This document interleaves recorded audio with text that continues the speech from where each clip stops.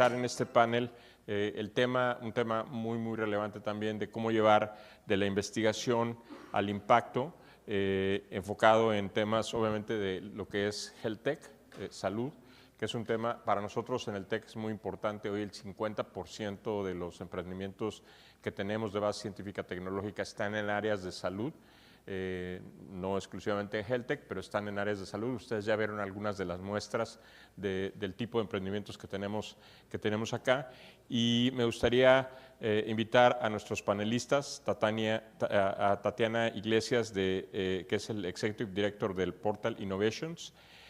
Por favor, Tatiana.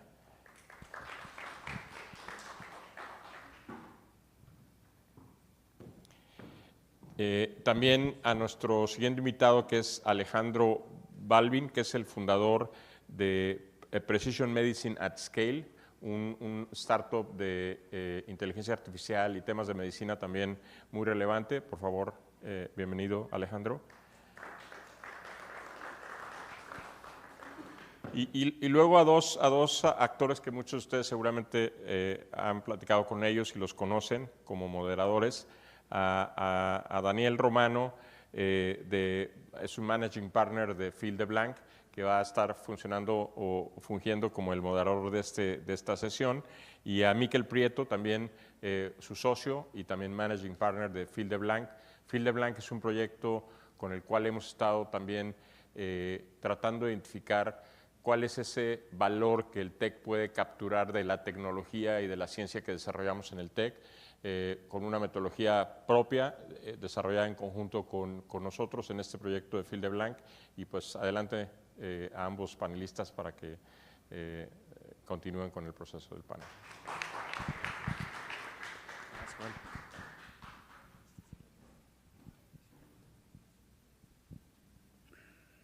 Bueno, muy buenas tardes a todos. Bueno, ahí está. Muy buenas tardes a todos. Es un honor darles la bienvenida a este panel y este Demo Day, que tenemos hoy el privilegio de contar con unos super speakers, que ahorita Miquel los va a presentar un poquito más. Como ya Joel mencionó, soy Daniel, estoy acompañado aquí de mi socio y cofundador, Miquel, ambos somos Managing Partners en Fill the Blank, y pues es importante también mencionar que la transferencia tecnológica nosotros creemos que va mucho más allá de nada más comercializar la tecnología, sino que también es muy importante el crear y el pensar en el impacto y en cómo esto puede mejorar la calidad de vida de millones de personas.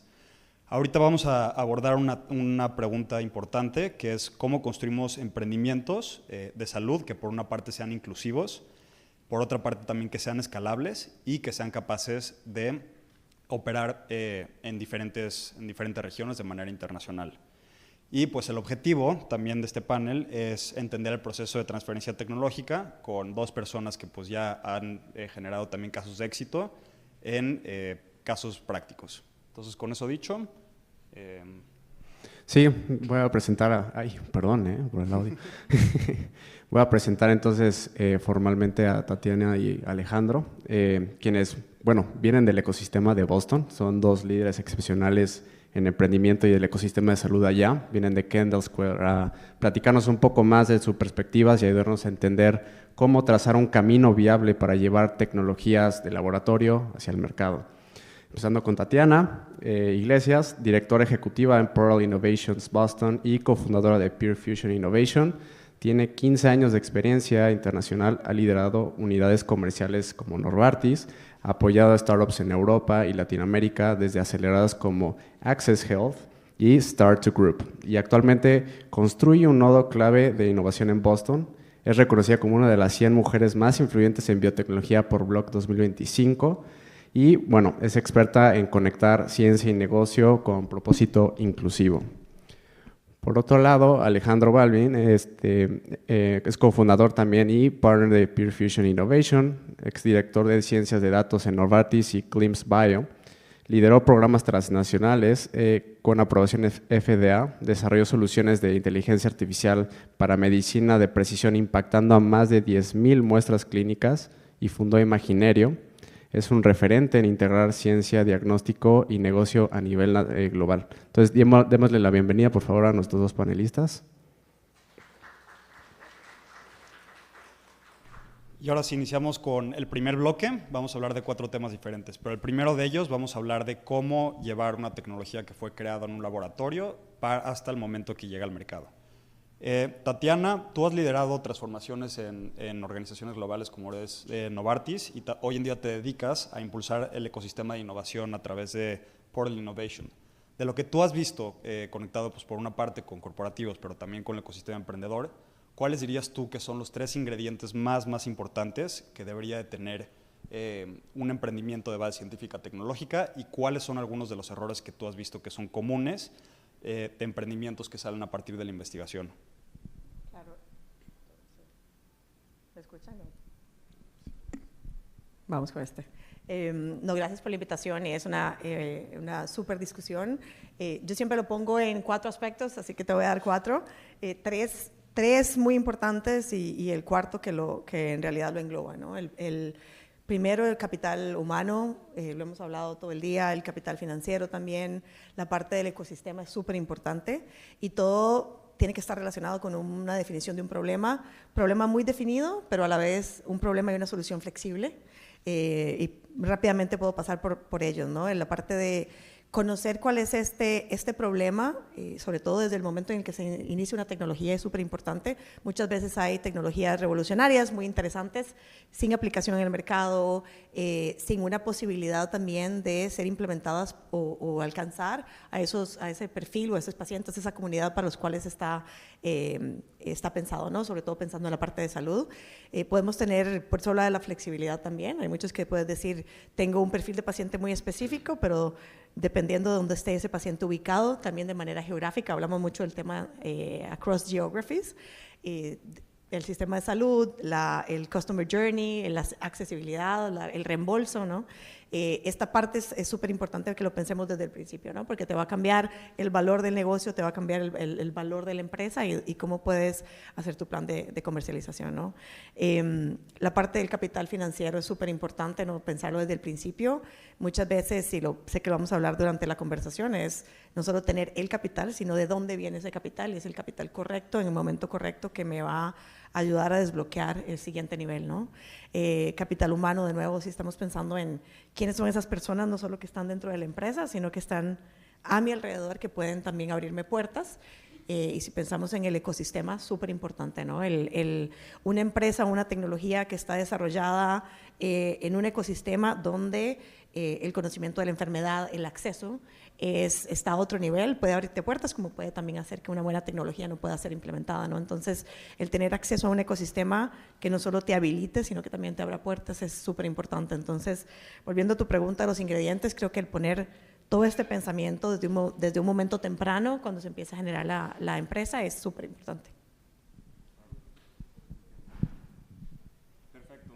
Y Alejandro, tu trayectoria por una parte cruza ciencia computacional, medicina translacional y también has liderado proyectos de aprobaciones FDA. ¿Cuáles dirías tú que son los desafíos técnicos más relevantes?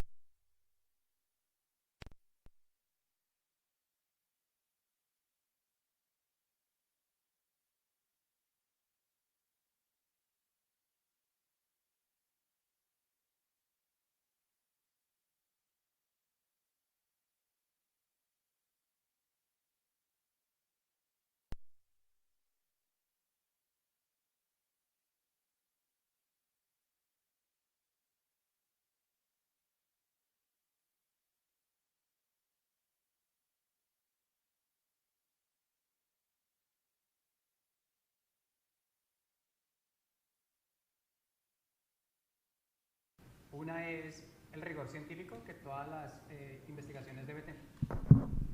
¿Me escuchan? Bueno, la primera es como el rigor científico, cuál es la innovación que se está generando.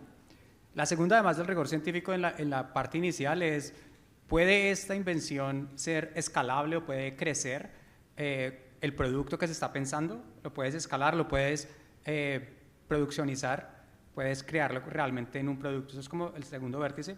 Y el tercer vértice definitivamente pues es el mercado. Les puedo contar, por ejemplo, historias de cuando yo empecé en genómica y empezamos con la idea de medicina de precisión. En ese momento la medicina de precisión era simplemente un concepto, una investigación donde tú tenías para identificar cuál era el paciente que respondía, hacer un ensayo molecular y poder determinar cuál era el mejor tratamiento para ese paciente. En ese momento no había mercado. Y lo que es interesante es que compañías que son capaces de definir cuál es el mercado potencial o crear una nueva categoría de mercado son compañías que en el futuro no van a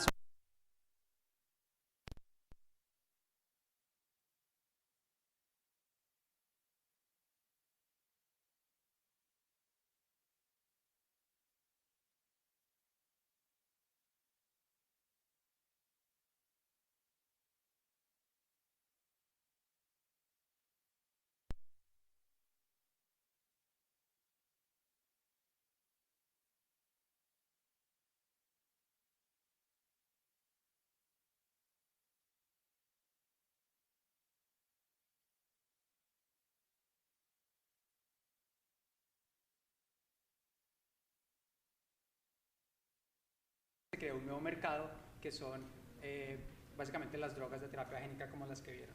Entonces, lo que es interesante es que es complejo, pero si lo logran resolver, no solo hay una innovación, sino también están haciendo una transformación del mercado. Vamos a intentarlo. Vamos a un siguiente bloque de preguntas. El título es Innovación inclusiva en la salud. Voy a empezar con Tatiana. Además de tu trabajo en grandes empresas aceleradoras donde has acompañado pues, startups tanto en Europa como Latinoamérica, tú has promovido como tal modelos de negocio inclusivos, estrategias que se adapten a diferentes contextos culturales. Aquí mi pregunta es, ¿cómo crees que debería de realizarse una estrategia inclusiva en salud desde tu experiencia internacional? Claro, sí funciona. La verdad es que es súper interesante también cuando voy a volver a los mismos 4 puntos que mencioné antes, que son vitales, ¿no? Cuando piensas en la tecnología es más, ¿cuál es la solución que estoy implementando? ¿Quién va a ser? ¿Cuál es el resultado final que yo quiero tener? Y poder trabajar a partir de eso, ¿no? Y poder decir, ok, ¿cuáles son? Si yo tengo un paciente, estoy pensando en pacientes por el tema de salud, ¿no? O sea, y lo pienso en Novartis y lo pienso también en las empresas que he visto que a nivel mundial son capaces de hacer esa transferencia de tecnología y ser exitosos en across geographies, ¿no? Desde el primer momento tienes que tener una especificación muy clara de quién es el paciente clave, digamos, o la demografía clave, pero también dónde se encuentran esas demografías, ¿no? Y puede ser lo mismo, puede ser un paciente mayor de 40 que tiene problemas cardiovasculares. Si este paciente está en Costa Rica, que es donde yo estoy, yo viví 7 años en México y el acento lo tengo medio complicado, pero es muy diferente que el sistema de salud que si yo estoy en Estados Unidos, ¿no? Y el nivel de cobertura, el nivel de interacción con el sistema de salud es muy distinto, el nivel de expectativa también, ¿no? Entonces, desde un principio pensando en el problema desde los diferentes ángulos y las geografías en las que estamos pensando, creo que también la parte decía la parte del capital, ¿no? Es súper importante saber si yo tengo una mentalidad inclusiva y mi empresa es una empresa que va a ser global por esa mentalidad inclusiva, y no solo inclusiva a través de geografía, sino cuando es a través de diferentes geografías locales, ¿no? Dentro de un mismo país, que el capital venga desde fondos que tengan la misma visión, ¿no? Porque muchas veces, y lo hemos visto, yo estoy ahorita en un capital de inversión, hay muchos capitales de inversiones que son muy locales, y en el momento en que la empresa quiere hacer algo que se sale de esa localidad, a veces hay un problema y una limitación, ¿no? Y si eso no se tiene desde el principio es muy difícil. Lo mismo con el capital humano, cuando montas la empresa, si las personas ya vienen con esa mentalidad de decir, bueno, ¿cuál es? Mentalidad y conocimiento de las diferentes geografías es súper importante, y de nuevo los ecosistemas, ¿cómo se puede tener presencia en los distintos ecosistemas para poder realmente traer esa transformación multicultural o multigeográfica, ¿no? Puntos muy interesantes los que resaltas, Tatiana. Aquí quiero destacar uno de los que mencionas, que es este público objetivo, pacientes objetivos. Hablando de esta audiencia en específico, pues, ¿qué lecciones te ha dejado el tener que adaptar los modelos tradicionales que existen actualmente en la industria farma y pasar o adaptar esos modelos para llegar a esas audiencias o mercados desatendidos? ¿Qué lecciones te ha dejado pasar de esa transición? Sabes que es interesante, y habiendo estado en Big Pharma y luego estar trabajando tan de cerca con startups, nosotros tenemos, voy a estarme cambiando de sombreros porque tengo varios, pero el capital de inversión en el que trabajo tenemos un sistema de incubación y también hacemos apoyo fraccional a la tecnología para poder montar las empresas. Cuando nosotros vemos la parte de la tecnología y pensarías que Novartis lo hace o las empresas grandes lo hacen, muchos de los cambios que tuvimos que hacer es involucrar a los pacientes desde temprano, ¿no? Inclusive lanzando productos, menos 24 meses, poder empezar a hablar con los pacientes y decir, bueno, ¿cuáles son los temas no relacionados con la terapéutica que van a influenciar a que ese paciente tenga resultados o no? Y a veces se dice que el 80% de los resultados son totalmente distintos a lo que la terapéutica, digamos, se puede entregar, ¿no? Para mí eso es lo más importante, cómo traes a los sistemas de salud y traes al paciente desde un momento temprano, cuando montas la empresa o cuando inclusive estás pensando en lanzar un producto si estás en una empresa grande. Muy interesante, Tatiana. Pasando con Alejandro y rescatando un poco lo que dices, Tatiana, de los datos, ¿qué retos o dilemas has enfrentado? Bueno, ¿qué retos o dilemas enfrentarían quienes estarían desarrollando tecnología cuando los datos no son representativos, es decir, no abarcan a estos mercados desatendidos? Gracias por esa pregunta. Es una pregunta muy pertinente, especialmente estando aquí en el TEC de Monterrey, en Latinoamérica. Creo que lo más importante es también que se entienda que ahí es cuando la tecnología realmente se encuentra con la aplicación y pues en últimas con la humanidad. Y lo que es importante en lo que resaltas y habiendo liderado, por ejemplo, toda la parte de biomarcadores para ensayos clínicos de más de 15 o 20 ensayos clínicos en lung cancer y breast cancer en Big Pharma, lo que me daba cuenta era que la representación en los ensayos clínicos de poblaciones diferentes a las caucásicas pues era limitada. Entonces, básicamente, de todos los pacientes que mirábamos, quizás el 90-95% eran caucásicos y las otras poblaciones no estaban representadas. La implicación que eso tiene, obviamente, es que cuando encuentras la respuesta de la droga y luego la quieres comercializar en todas las poblaciones, muy factiblemente esa respuesta no es necesariamente la que vimos en el ensayo clínico en las poblaciones particulares. Entonces, hay respondiendo a esa pregunta.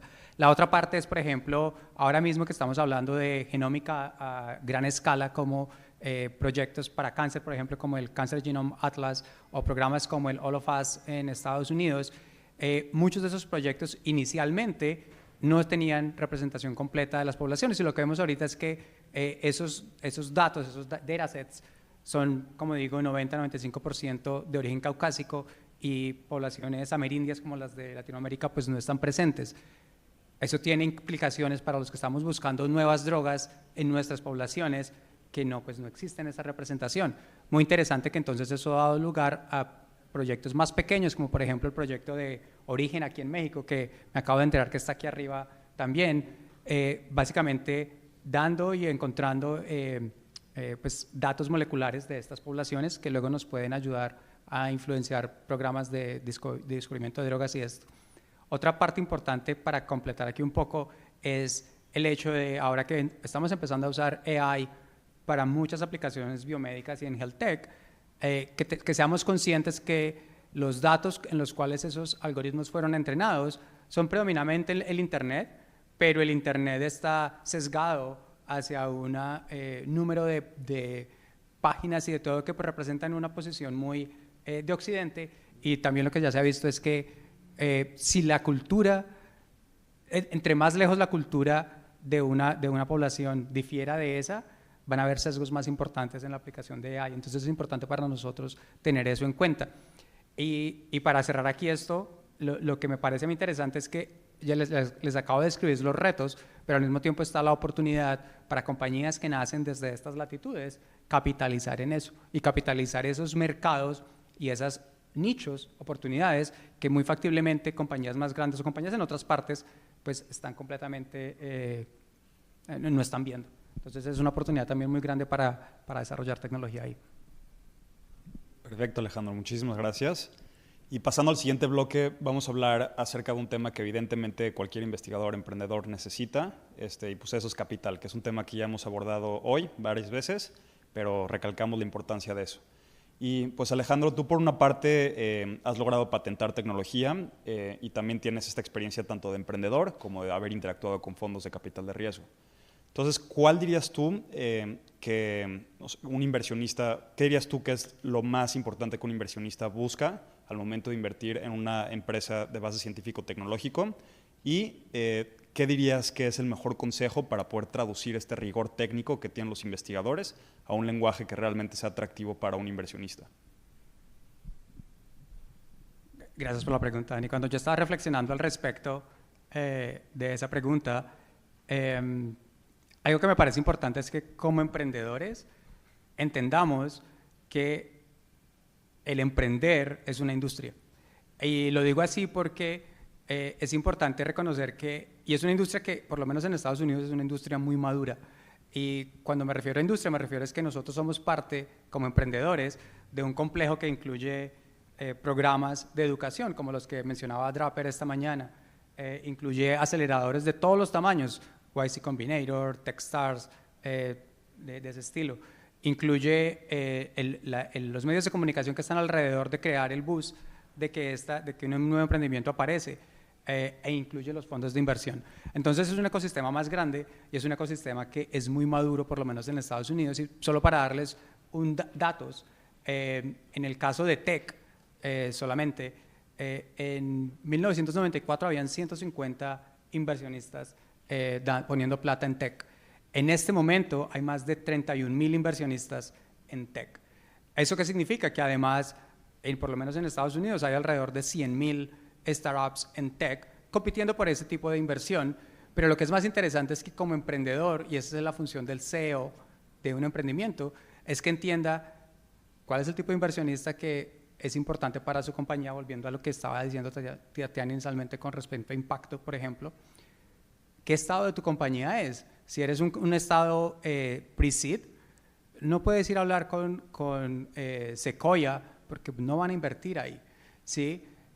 O tu compañía está en estado serie A, serie B, serie C. Entonces entender eso y poder posicionar tu compañía en ese panorama es lo que va a permitir tener éxito en el fundraiser.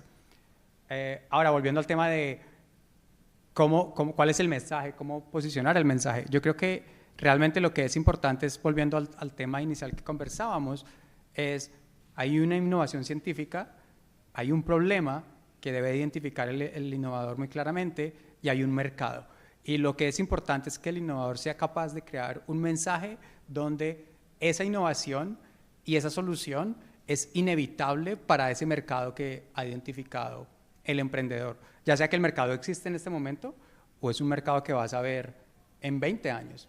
Cuando Jensen Huang de NVIDIA pensó en los GPUs, las aceleraciones, el primer mercado fue Computer Graphics, pero en el 2000 ella estaba pensando en computación asistida de diseño de drogas, en el 2000. El mercado no existía y es un mercado que estamos viendo aparecer en este momento. Entonces esa es la función del emprendedor. Y por ahí.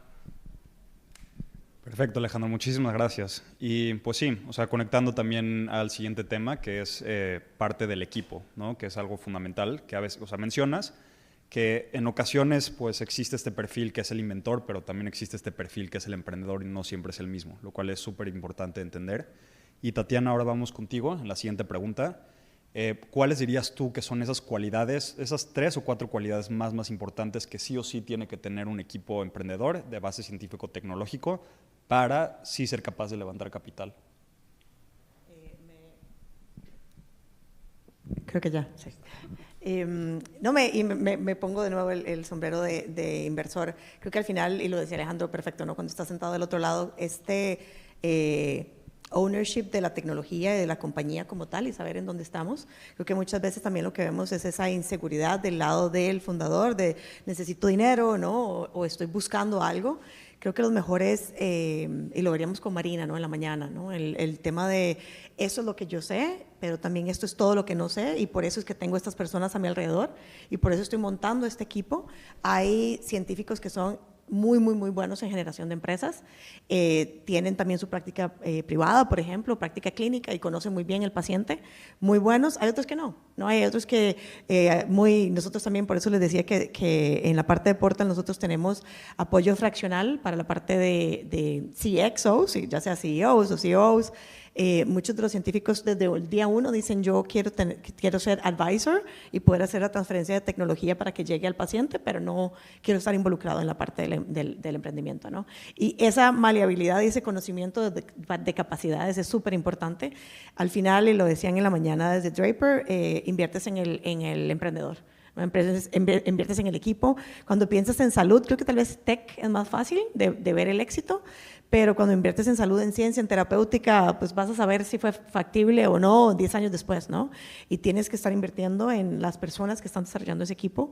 Creo que también es parte de lo que mencionaba Alejandro cuando estás presentando, ¿no? Ese conocimiento de quién es la otra persona a la que estás hablando, ¿no? Hay un match con esa persona, ¿no? ¿Es la persona que me va a traer, o es el equipo acelerador, o es el venture capital que me va a ayudar a desbloquear mi siguiente nivel, ¿no? Porque si estás hablando con la persona equivocada, te puede cerrar puertas también, ¿no?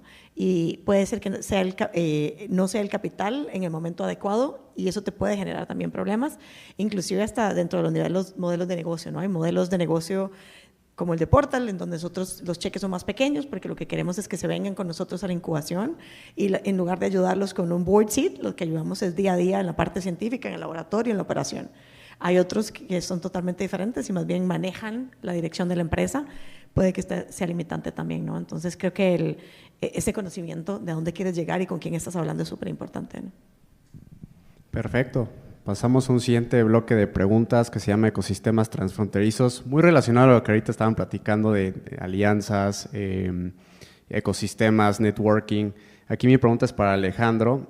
¿Por qué crees que es estratégico, más no importante? Ya sabemos que es importante generar networking, pues ya nos los contó un poco Marina de su experiencia, pero ¿por qué es estratégico generar networking internacional desde el inicio de un proyecto científico? Bueno, gracias, Michael, por la pregunta. Pues en este momento lo que yo creo es que realmente no es una opción no pensar de manera global estratégicamente cada compañía, no importa si se crea aquí en México o si se crea en Estados Unidos, en Colombia, en Argentina.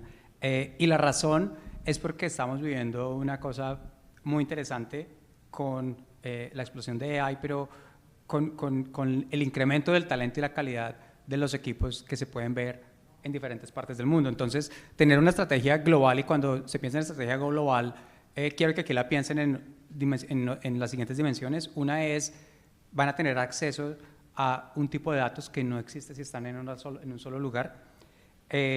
Lo otro es que, particularmente en healthcare y en salud y en biotech y tech bio y esto, van a encontrarse con diferentes panoramas regulatorios, y eso es bueno y es malo. Es bueno porque es malo por la complejidad, o hay que entender la complejidad que están mirando, pero es muy bueno porque permite hacer, por ejemplo, desarrollo y prototipado de cosas acá que no se podrían hacer, por ejemplo, en Estados Unidos, porque podemos movernos más rápido, porque podemos tener una relación un poco más directa con la entidad regulatoria, con el hospital. Entonces, es una cosa interesante para poder hacer el arbitrage, como se dice en inglés. La otra cosa interesante en ese proceso es que, como decía, el talento, en este momento las compañías tienen que pensar que el talento es distribuido. El talento no pertenece en este momento a una sola región. Y yo creo que eso fue lo que nos dejó el COVID súper positivo, fue los equipos ahora se piensan distribuidos. Ya los equipos no tienen que estar colocalizados completamente, y eso va no solamente al país, pero va a las diferentes regiones. Entonces, las compañías que, por ejemplo, nosotros pensamos en Pure Fusion, las pensamos desde el principio como una compañía con talento distribuido, donde tenemos equipos en Estados Unidos y equipos en Latinoamérica para hacer esos desarrollos de 0 a 1 de una manera eficaz y traerlo de vuelta a Estados Unidos, por ejemplo. Y lo otro importante es, ¿por qué pensar estratégicamente de manera global? Por el costo, porque uno puede entonces optimizar el costo del desarrollo de productos a través de las diferentes regiones en las cuales puede operar. Entonces, es un imperativo en este momento, y creo que las compañías que se piensen de esa manera realmente van a tener una oportunidad más grande de capturar los mercados locales y globales. Y quizás para completar aquí un poco, porque hablamos mucho de fondos de inversión, de cómo traemos los fondos de inversión a Monterrey, cómo traemos los fondos de inversión a Medellín, de donde yo soy, cómo traemos los fondos de inversión a otras latitudes. Y lo que es importante que también los como emprendedores entendamos es que si uno quiere traer un fondo de inversión y decir, quiero una compañía que me invierta en $20 millones, uno tiene que justificar el mercado. Y muchas veces los mercados de Latinoamérica son más pequeños de lo que queremos, entonces hay que pensar más global para justificar inversión de ese estilo. Perfecto, Alejandro. Ahorita hablas un poco del cómo llegar a esos actores clave que pueden estar relacionados a este equipo fundador, ¿no? Pero, por otro lado, ¿qué roles tienen estos actores? Pueden ser, por ejemplo, universidades para las pymes académicas, puede ser el mismo gobierno, pueden ser otras entidades, por ejemplo, como Peer Fusion, ¿no? Que estén apoyando a este equipo emprendedor, no tanto como una manera de operar, pero que pueda impactar de manera significativa. ¿Qué roles tienen estos actores para poder habilitar el desarrollo de las spin-offs? Y bueno, también poner el caso de cuál es su rol también dentro del ecosistema de innovación, ¿no? Fundamental. Creo que donde nosotros estamos en este momento y donde hemos hecho nuestras carreras en Cambridge, Boston, Massachusetts, Kendall Square, una de las cosas que pasa muy interesante es que el gobierno, la industria privada y la academia están juntas creando este ecosistema que bulle innovación y jugando diferentes roles. Entonces, el gobierno juega el rol, por ejemplo, en muchos casos de motivar e incentivar, por ejemplo, a través de incentivos en impuestos y cosas de este estilo, la creación de compañías. Las universidades generan talento que quiere innovar en algunas cosas, en algunos aspectos, y la industria genera esos mercados donde puede haber ese capital, ese revenue. Recientemente, porque hemos estado conversando mucho también en el ecosistema de innovación en Medellín, una de las cosas que nos dimos cuenta es que tienen algo que se puede replicar en otras partes, y va a hacerle un poco nada de entender. Básicamente ellos tienen algo parecido, y lo que me pareció muy interesante es que se sientan a hablar cada mes, tienen una cosa que se llama una mesa, y es una plenaria abierta, y se sientan a hablar cada mes la academia, la industria y los ecosistemas y la innovación. Y eso no existe en Boston, por ejemplo.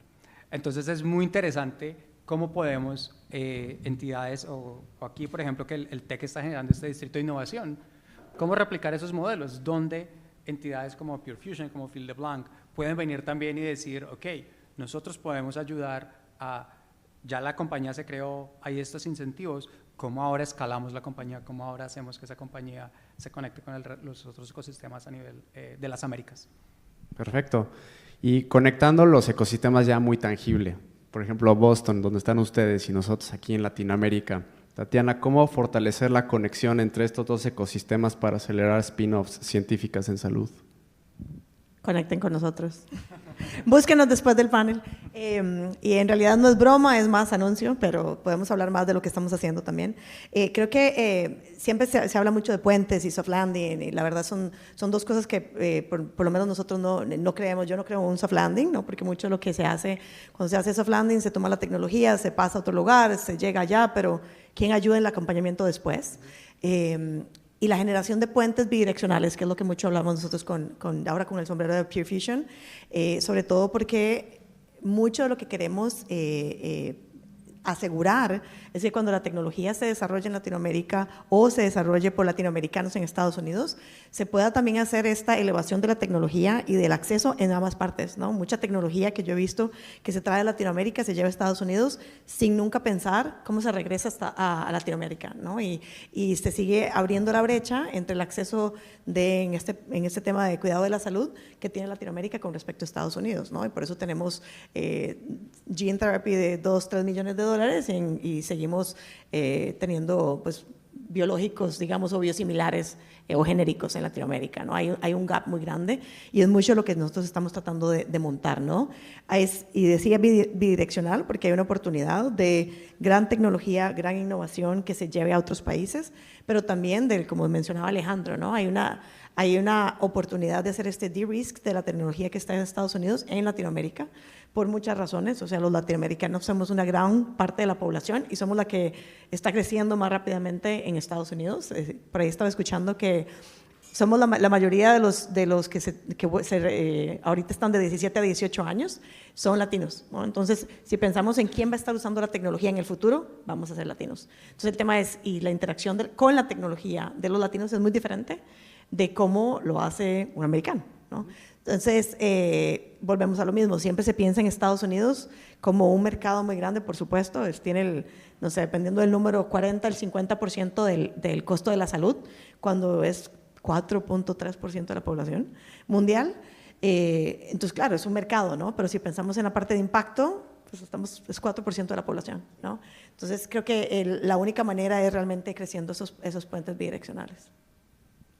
Perfecto. Bueno, pues ahora vamos a pasar a un siguiente formato que Dani le ha explicado un poco más. Sí, ahorita vamos a hacer una dinámica un poquito distinta y ahorita voy a hacer una pregunta y ahora sí que el primero que levante la mano le damos la palabra y después si quiere el siguiente pues puede responder con muchísimo gusto.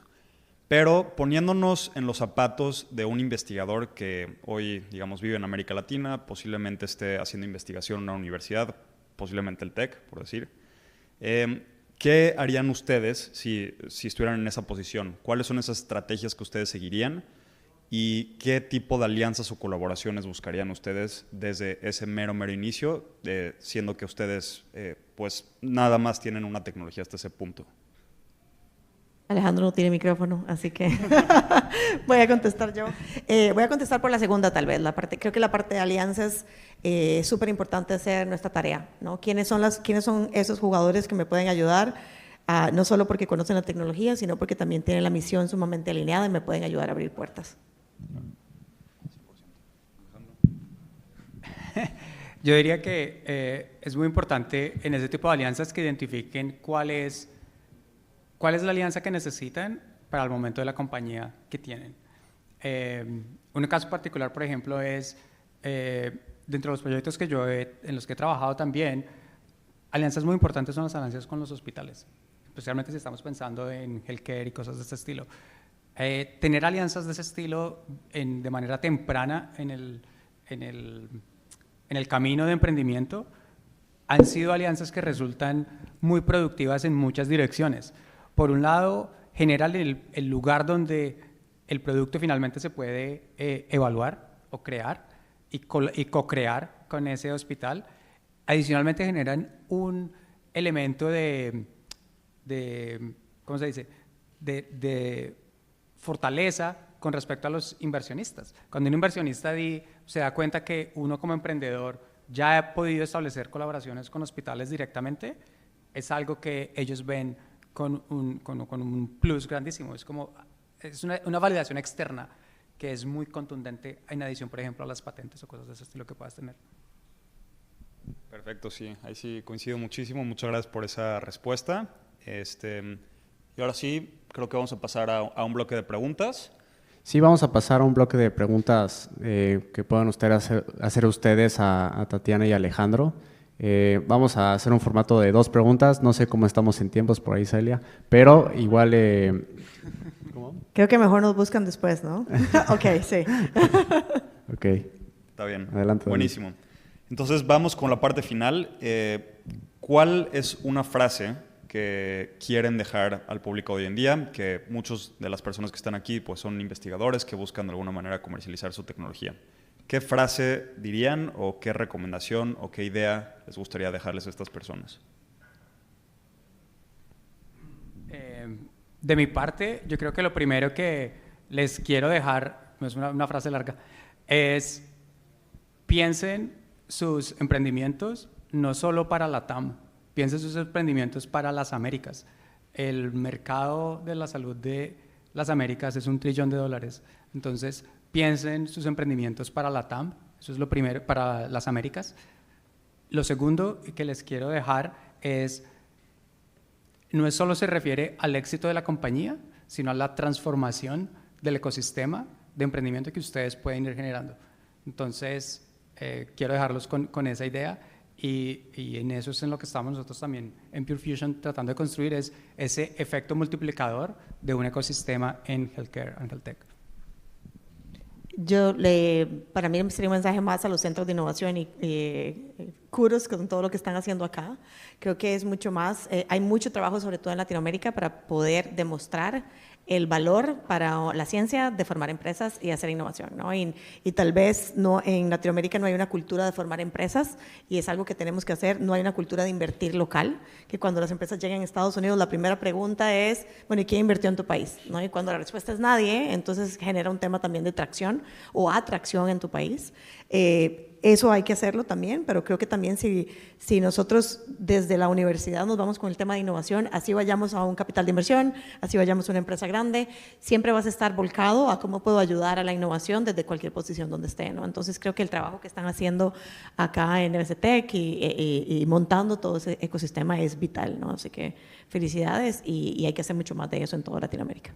Perfecto, pues muchísimas gracias por aprendizajes, yo creo que son vitales y van a realmente impactar muchísimo a la gente que está aquí, si logran aplicarlo de una manera adecuada. Sin más que decir, les agradezco muchísimo a Alejandro, Tatiana, Miquel y EBCTech por la invitación, el panel, realmente fue un honor y pues sí, eso sería todo. Gracias.